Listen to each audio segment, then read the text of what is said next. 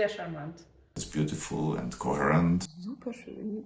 Welcome to new View Look episode. Today we talk about this project. We recorded the album Pour plaire et toucher, to touch the listeners' hearts as French music of the 17th century once did.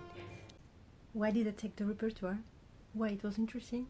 What was difficult? In this video we will explore some sound aspects, ornaments, pitch, affects, and tempi of French Baroque music, and we ask flutist's opinion about the repertoire for the flute performed on the violin. Jeremy. The idea to take 3 out of their suites for the recording belongs to Joan. We made a little research and discovered that nobody before recorded this repertoire on the violin, although Buttar allows it in his preface to the opus's 1, 2, and 5 for flute traverso. So let's get into it. The pitch of this recording drops down to 392 Hz. Instruments made by Buttar family were built for a lower pitch standard. The most famous flute from Buttar was found in Graz, and it has exactly the same tuning, 392. It gives a very particular warm sound to the whole piece, and it was the same for the violin. When I tuned it lower, the physics of the violin changed completely. The tension and the pressure were very different. It required really different attitude to bowing, very particular experience. In the book, which is called Style and Performance for Both String Instruments in French Baroque Music, Marie Curie brings together numerous comparisons made by Baroque-era contemporaries about the Italian and French styles of playing.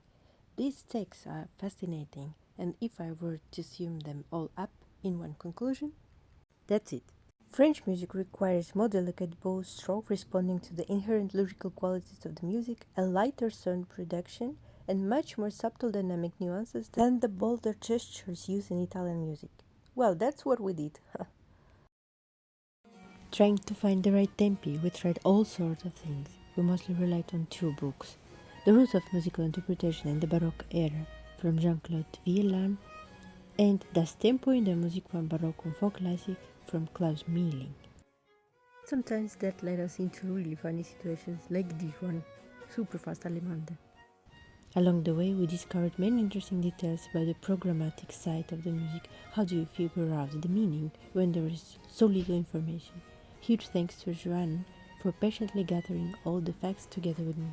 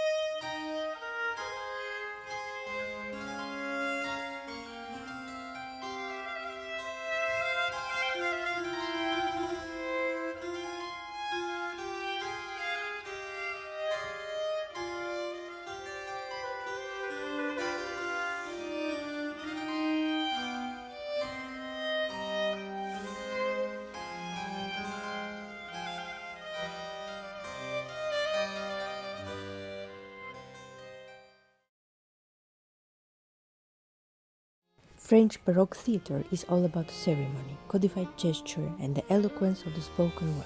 Actors didn't act in a modern sense, they declaimed. Speech was rhythmic and elevated, almost musical, and every emotion had its own precise gesture. This theatrical style shaped French Baroque music. Tempi tend to be calmer to carry the text, ornaments function as rhetorical gestures, not decoration, and everything follows the ideals of noblesse, measure, and eloquence.